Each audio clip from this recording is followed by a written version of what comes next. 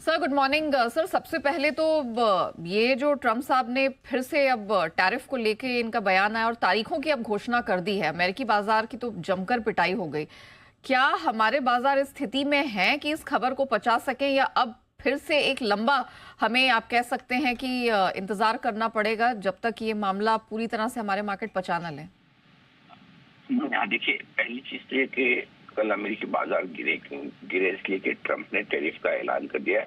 किस तारीख से किस देश पर कितना टैरिफ लगाएंगे, इसमें नई बात किया है। नई बात सिर्फ एक की तारीख। अदरवाइज टैरिफ लगाने का ऐलान ट्रंप पहले ही कर चुके थे, राइट। तो ये तो लगना ही था। अब किस तारीख से लगता है, लगाने के पहले थोड़ा और नेगोशिएशन करेंगे या नहीं करेंगे, ये सारी चीजें चल रही थी। तो वही हुआ है। तो उस हिसाब से अमेरिकी बाजारों का रिएक्शन आया है नेगेटिव साइड पे। क्यों आया है? वैसे तो अमेरिका और अमेरिकी बाजार, अमेरिका की कंपनियां ये जरूर चाहती है कि मैक अमेरिका ग्रेट अगेन, लेकिन उसके बावजूद अगर गिर रहे हैं तो इसका मतलब क्लियर है कि थोड़ा सा अमेरिका के बाजारों को भी डर लगने लगा है ट्रम्प साहब के एक्शन से कि बहुत ज्यादा एग्रेसिव वो हो रहे हैं, है ना। तो वो डर साफ दिख रहा है। बीच में पहले भी एक बार ऐसा हो जब टैरिफ की खबरों के दम पर अमेरिकी बाजार गिरे हैं। दूसरी बात है कि अमेरिकी बाजार लाइफ हाई के आसपास है, तो वहां पर भी दो खेमे हैं। एक वो है जो मानते हैं कि अमेरिकी बाजार ओवर हीटेड हो चुके हैं ट्रम्प साहब के कुर्सी पर बैठने के बाद।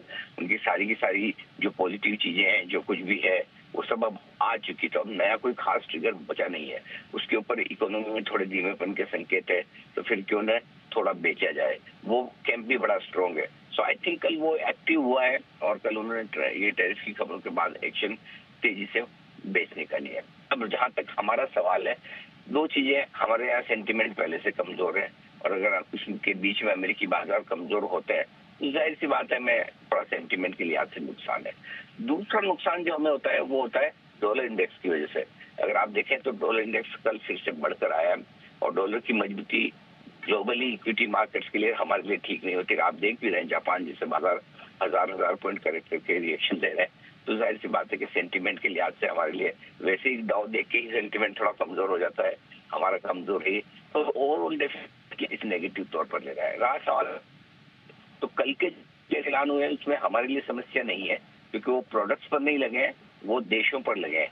लेकिन एक चीज क्लियर है इन सबको देखते हुए कि हमारे भी अब टैरिफ लगने की संभावनाएं ग्रेजुअली बढ़ती जाती है। अगर दूसरों पर एक्शन ले तो हम पर कितना टाइम तक बचे रहेंगे, वो वाली बात होती है।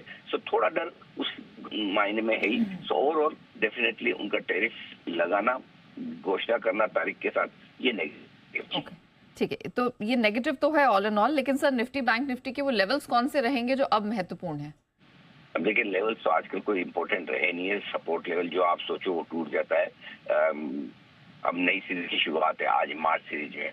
मार्च सीरीज में शुरुआत में भी कोई राहत के संकेत है नहीं। वही लगातार एफआईएस की लॉन्ग पोजीशन इंडेक्स फ्यूचर्स में लगातार 30 महीने 20% के नीचे है।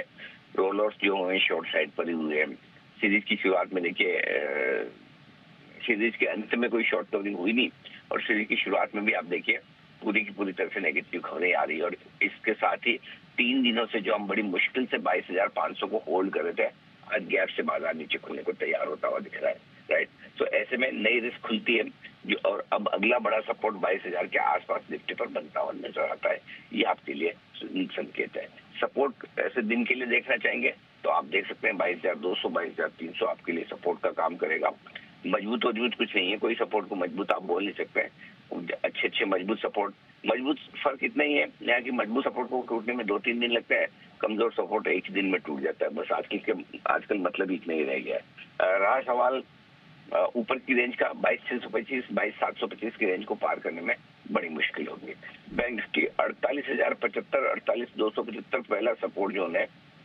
ऊपर की तरफ 48,975 49,150 ये वो रेंज है जहाँ पर बैंक निफ्टी में आपको सप्लाई आती हुई दिखेगी। माफ कीजिए जी। Right sir, thank you so much sir बताने के लिए कि किस तरह के मूवमेंट को आज एक्सपेक्ट करके चले। एंड ऑफ कोर्स आपने राइटली कहा कि आजकल सपोर्ट रेजिस्टेंस से ज़्यादा महत्वपूर्ण है बाजार की चाल कैसी रहेगी। तो थैंक यू सर हमारे साथ जुड़ने के लिए और वो